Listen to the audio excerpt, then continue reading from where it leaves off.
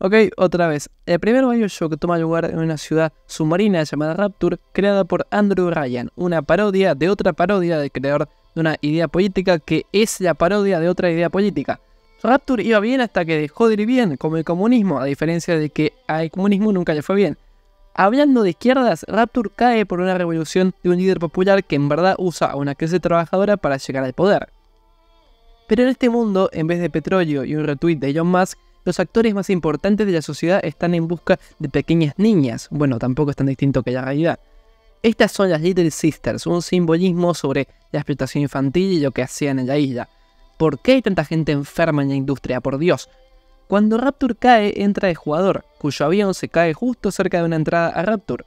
Ahí se mueve por la ciudad hasta que mata a Andrew Ryan y deja el poder a Atlas, pero en verdad este era Fontaine, el líder popular que le revela que en verdad el jugador es una creación de Rapture y que responde a órdenes dadas por una farsa de activación.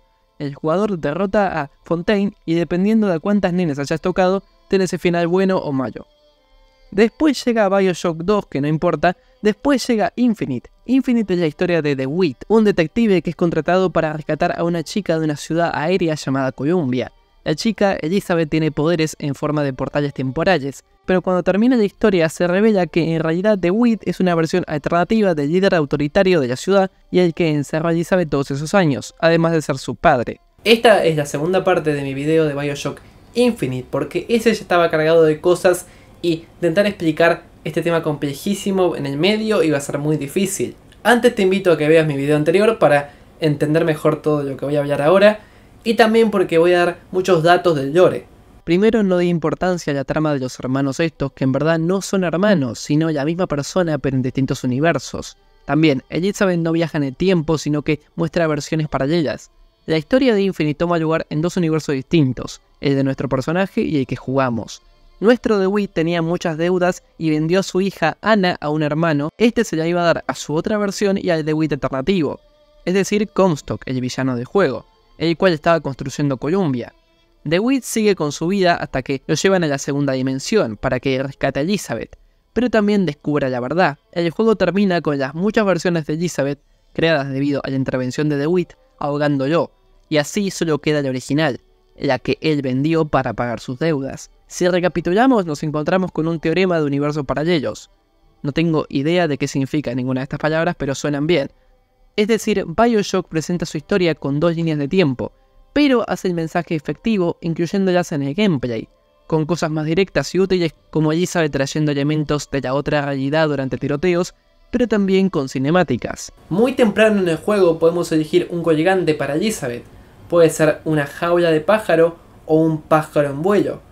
Parece importante para la trama, pero en verdad es Infinite mostrando sus cartas desde el principio. Por un lado, ayuda a conectar con una teoría de universos paralelos. Tal vez les suene la teoría del gato de Schrödinger. Esta se basa en meter un gato en una caja con un mecanismo que tiene un 50% de posibilidad de matarlo. Cuando regresa a abrir la caja, no solo el gato puede o no estar muerto, pero el estado en el que se encuentre da a entender que se creó otro universo donde pasó lo contrario. No es exactamente lo mismo, pero sí conecta con la idea general del juego, ya que elimina la variedad de resultados. En una cinemática muy temprano nos hacen tirar una moneda y hacer parecer como un chiste, pero en verdad nos están diciendo que estamos en un universo específico. Tirar la moneda da la misma posibilidad de 50% que el gato, pero nos asegura un resultado específico durante toda la historia. Por eso Infinite tiene un solo final. Yavin confirma esto, pero además lo implementa activamente en la historia. Vamos a decir que hay muchos gatos, Elizabeth y Anna, Booker y Comstock, como dos caminos distintos a perdonarse sus crímenes del pasado. El bautismo que pasa el jugador, tanto al principio como al final del juego, tiene dos alternativas interpretaciones, o lo deja vivir y da paso a la aventura, o lo mata y es el final de una historia. Pero entonces, ¿por qué Infinite tuvo dos DLCs? Fuera de cualquier crítica que pueda hacer, la historia de los DLC termina de atar los cabos sueltos. El primer DLC muestra a otro DeWitt, uno que, en vez de estar bautizado y crear Columbia, o de no ser bautizado y convertirse en detective, se fue a Rapture y cambió su nombre. Allí aparece la misma Elizabeth del juego original, la única que quedó después de que matara a DeWitt, y ayuda al jugador a descubrir una nueva parte de la ciudad, con el fin de salvar a su hija. Pero al final del primer DLC se revela que en esta realidad cuando DeWitt quiso recuperar a Anna, la terminó matando, y en realidad estaba persiguiendo a una Little Sister. Cuando llega el segundo capítulo de DLC, controlamos a Elizabeth, que parece que estaba viajando por los faros que vemos al final del juego, cazando a todos los Comstocks y DeWitt. La segunda parte cuenta que Elizabeth se ve atrapada en Rapture y tiene que buscar la forma de salir, sin que la asesine Fontaine. Pero rápidamente se da cuenta que en esa línea temporal fue asesinada por un Big Daddy, es decir, que perdió sus poderes. Así el jugador experimenta esta sensación de fragilidad que ella siente con un gameplay más desafiante, con menos recursos y donde es necesario el sigilo. Lograron revivir la sensación del primer Bioshock, que el ambiente está muy bien logrado. La trama es Elizabeth conectando o siendo la creadora de aspectos que se ven en el primer juego, como la relación de los Big Daddies con las Little Sisters, o que Fontaine sepa la palabra de activación para dar paso a la trama de Bioshock original. Al final, Elizabeth se sacrifica para salvar a la Little Sister que perseguían en el primer DLC y dar un cierre a la historia. Este DLC supo poner un punto final a la teoría establecida en el juego original. La muerte de Elizabeth ante el Big Daddy representa el final de los universos paralelos y logra darle una evolución a su personaje. Antes Elizabeth existía debido a errores de su padre y era usada por Comstock. Sus vínculos eran todos debido a las interacciones entre líneas temporales.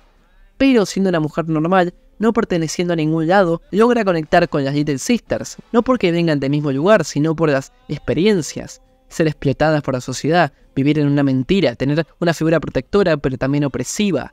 Elizabeth, uno de los puntos de trama más importantes de Infinite, logra tener un paralelo con el mayor mensaje del Bioshock original. Eso es Devin haciendo un círculo completo a su idea, y no habrá sido el viaje perfecto, pero al final sí logra poner un punto final.